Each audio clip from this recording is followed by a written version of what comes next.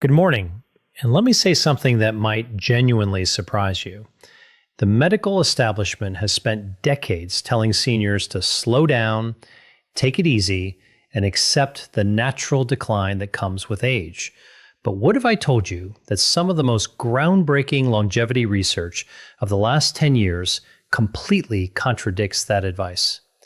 What if the things keeping you sharp, strong, and independent at 75, 80, even 85 years old are not the things your doctor mentioned at your last checkup, but simple daily habits that most people your age have quietly abandoned?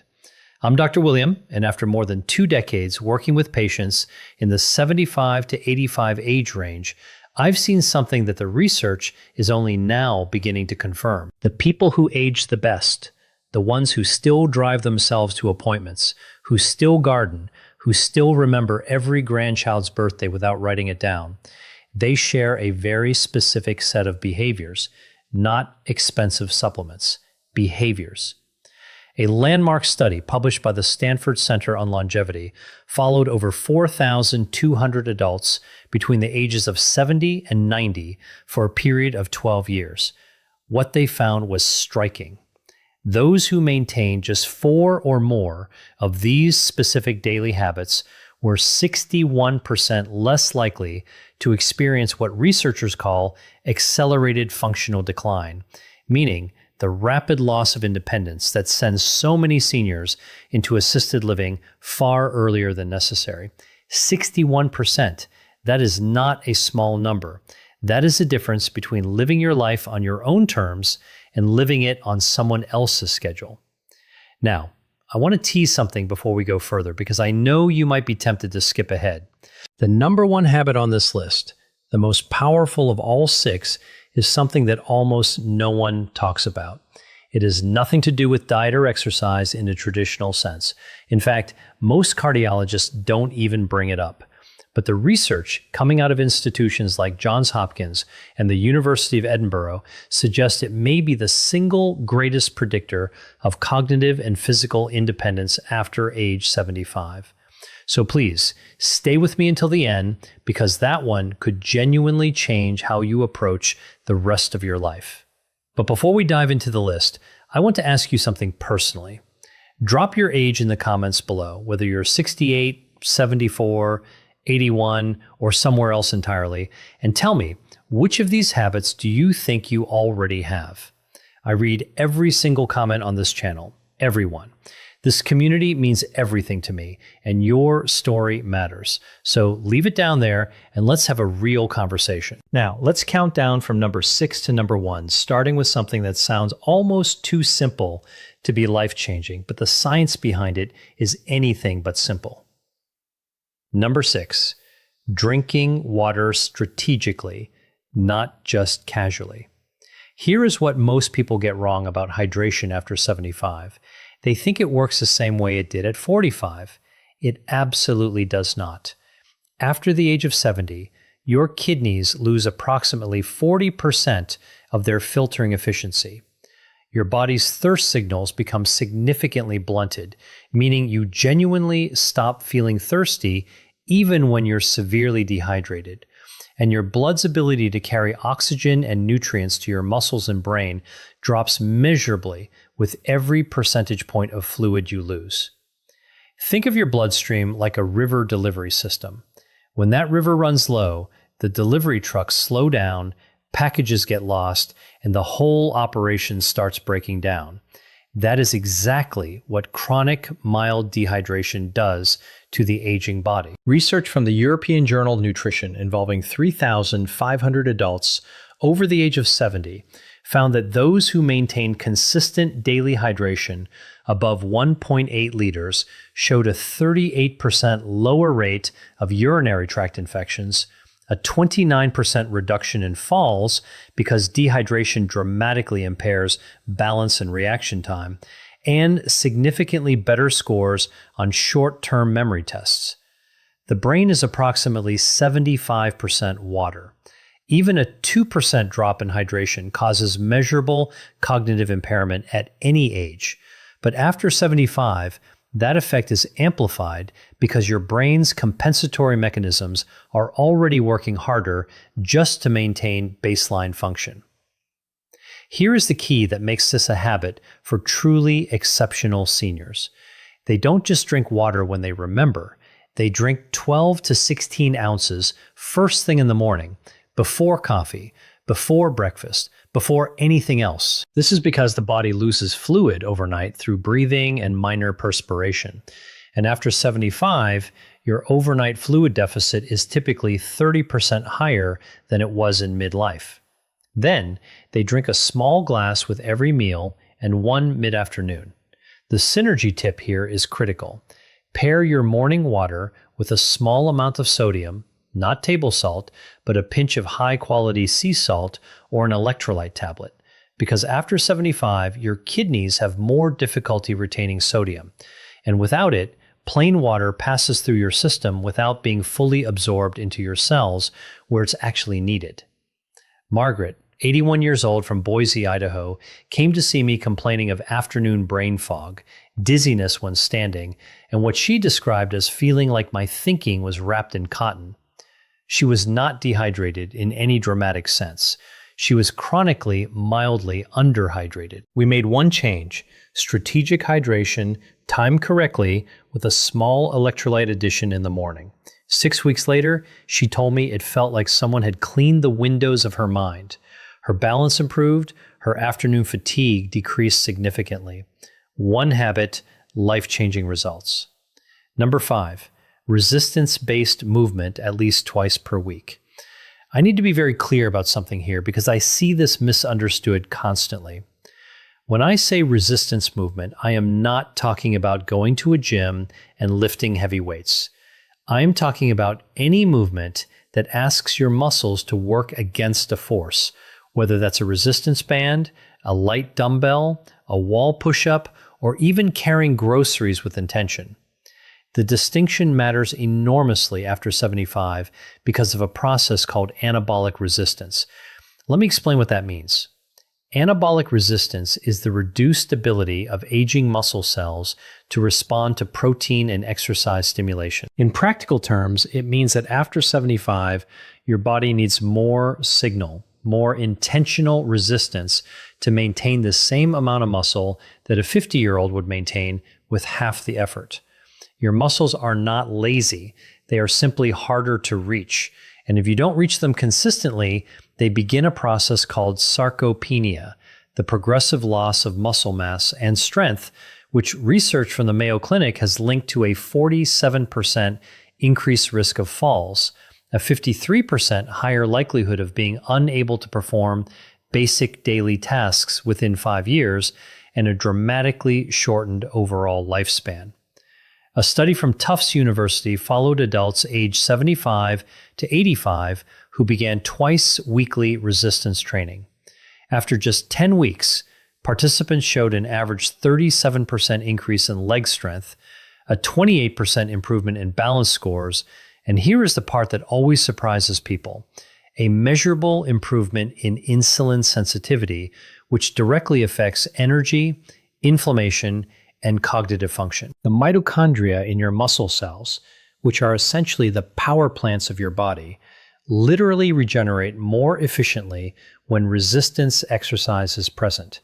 You are not just building muscle, you are rebuilding the energy infrastructure of your entire body. The practical prescription is simple: 2 to 3 sessions per week, 20 to 30 minutes each, focusing on the large muscle groups, legs, hips, and back. Resistance bands are ideal for seniors because they provide progressive resistance without joint impact.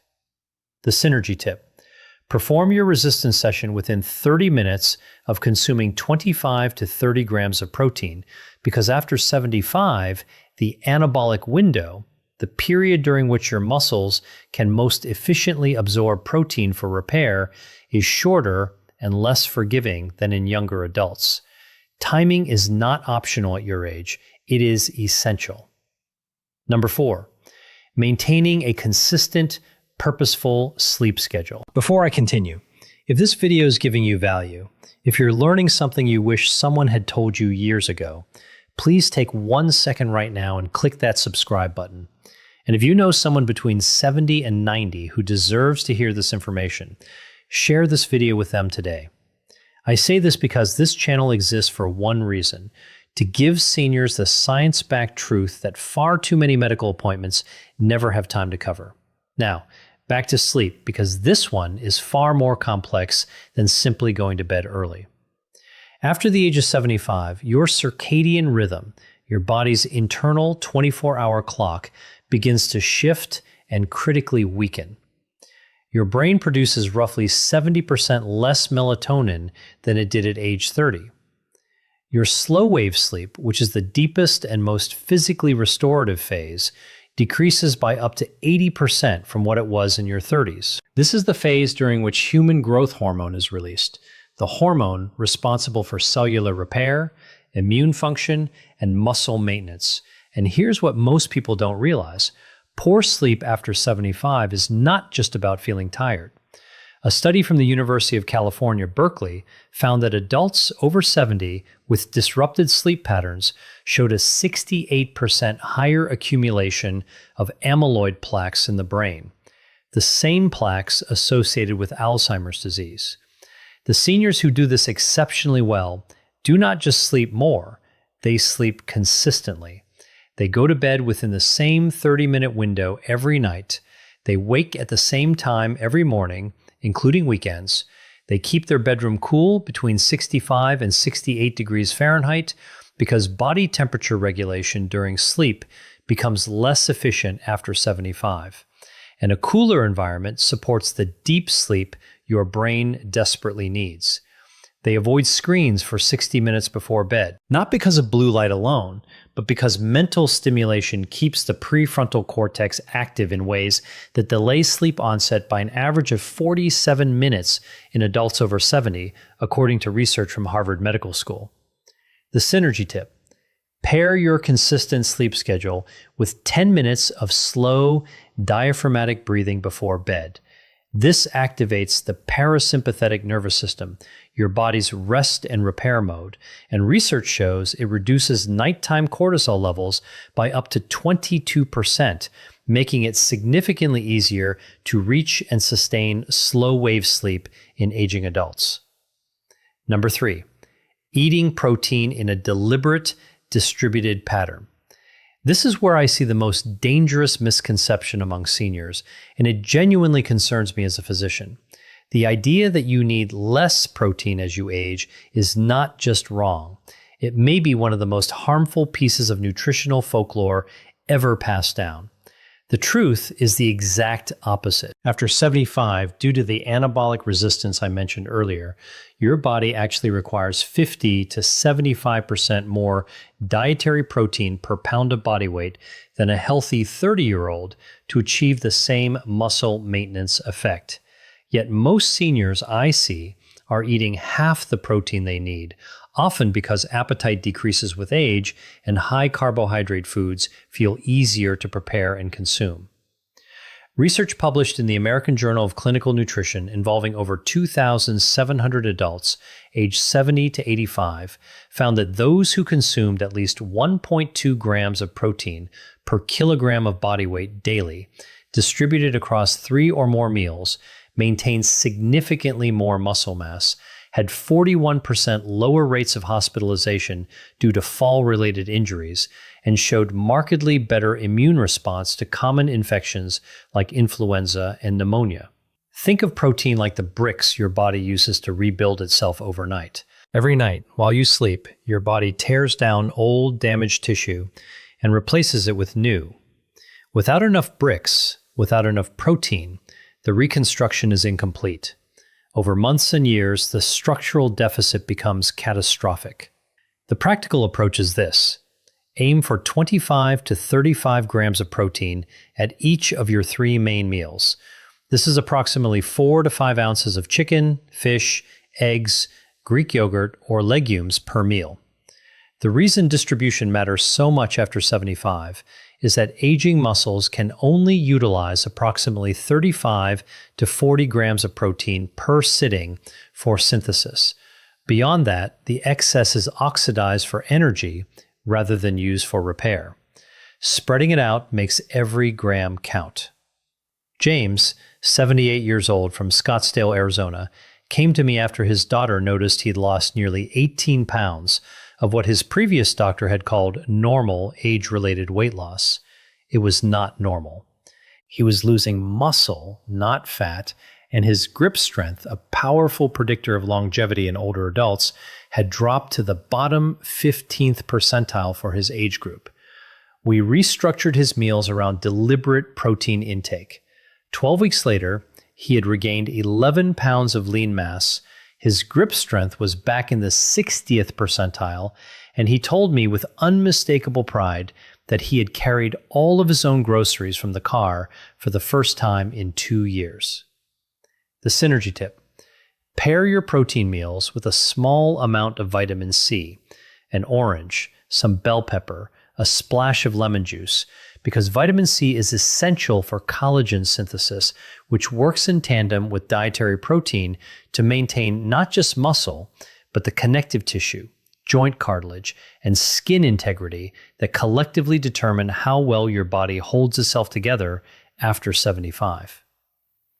Number 2, daily intentional social engagement. I told you earlier in this video that one of the top 2 items would surprise you. This is the one that surprises most people because it sounds too soft, too emotional to be a medical recommendation. But I want to be absolutely clear. The research on social engagement and longevity in adults over 75 is not soft.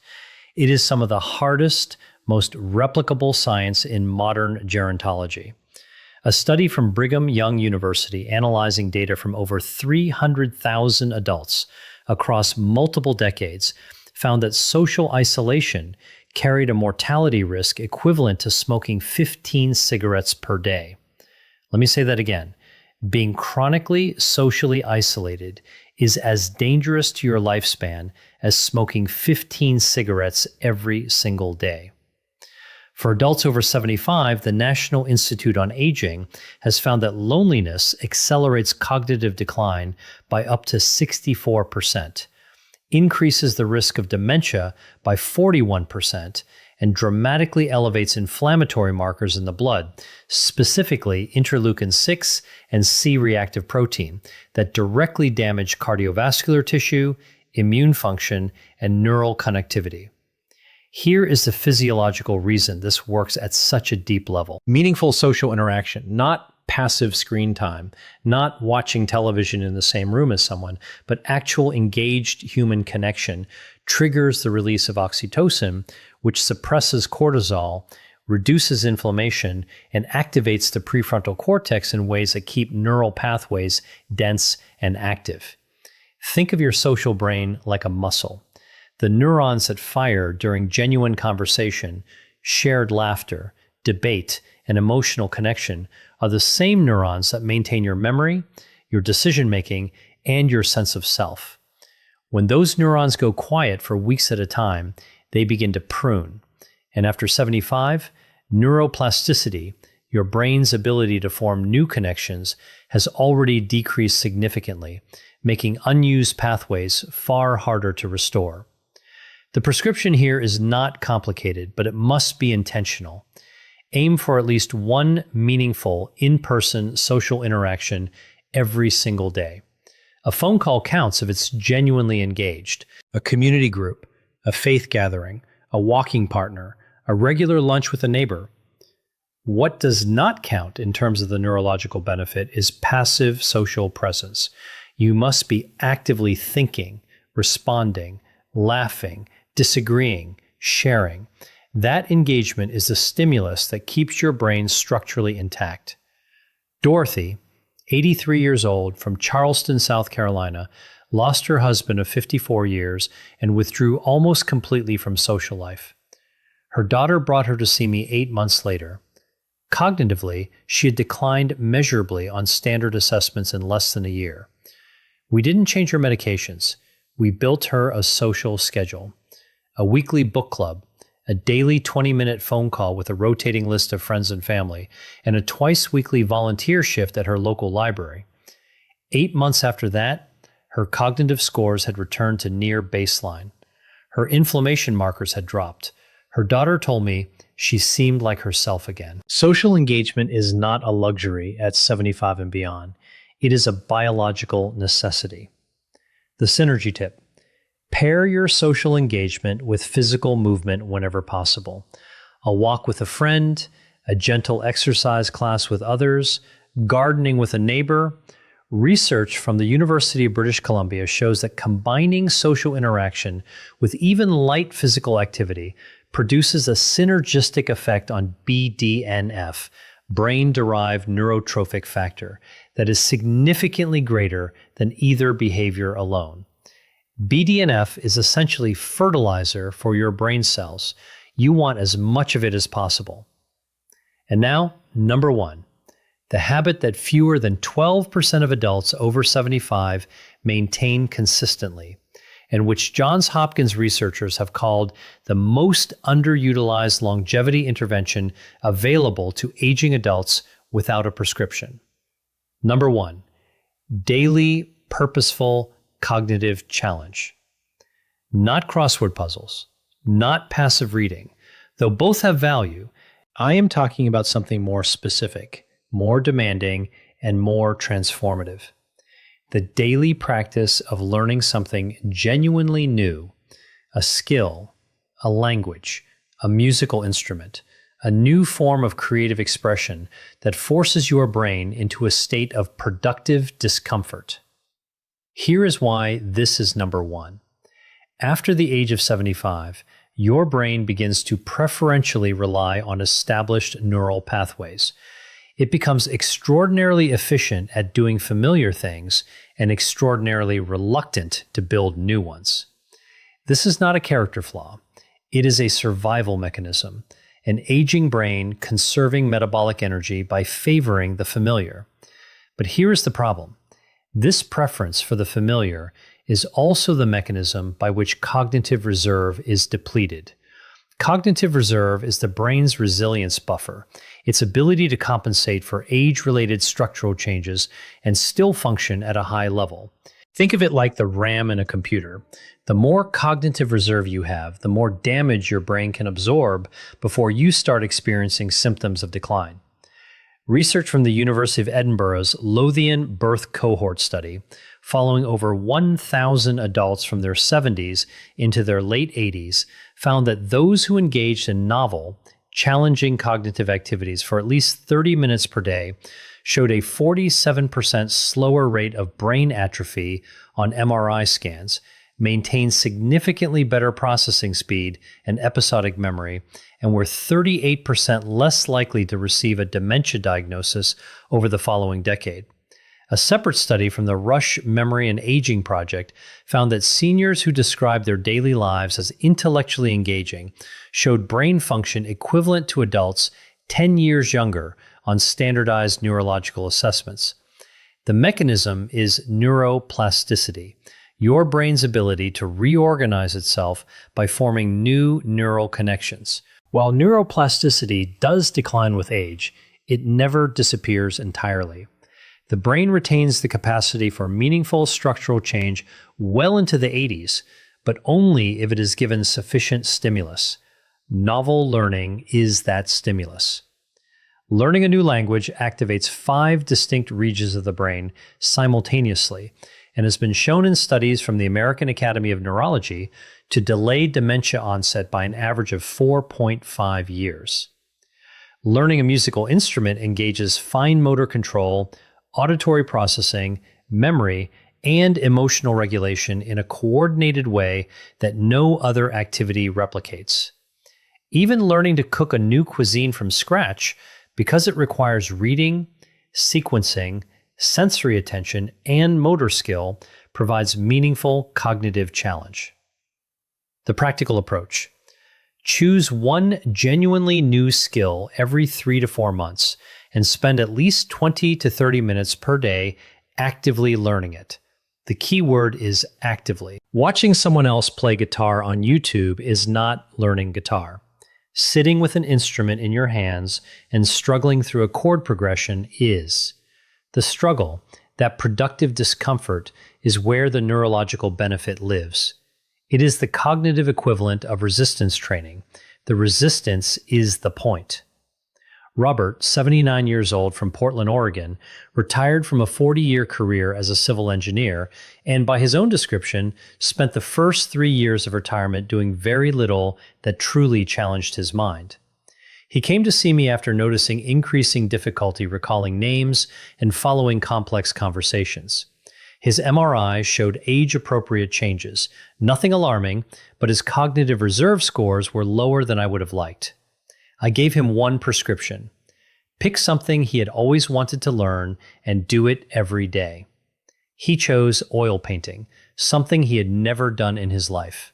He was terrible at first, and he will tell you that himself. 18 months later, he had completed 23 paintings, joined a local art group, which addressed habit number 2 simultaneously, and his follow-up cognitive assessments showed improvement in 3 of 5 measured domains.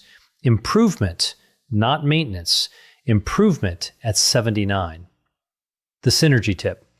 Pair your daily cognitive challenge with omega-3 fatty acid intake, specifically DHA, found in fatty fish like salmon, mackerel, and sardines, or in high-quality fish oil supplements. DHA is the primary structural fat of brain cell membranes, and research from the Framingham Heart Study shows that adults with higher DHA levels demonstrate significantly better neuroplasticity responses to cognitive training. In other words, DHA helps your brain absorb the benefit of what you're learning. It is the fertilizer beneath the seed. All scientific references for everything discussed in this video are available in the description below. I encourage you to read them, share them with your doctor, and have an informed conversation about what is right for your specific situation. Now, let me close with something I say from the heart. Because I have sat across from enough patients in the 75 to 85 age range to know that this period of life is too often treated as a countdown rather than a continuation. It is not.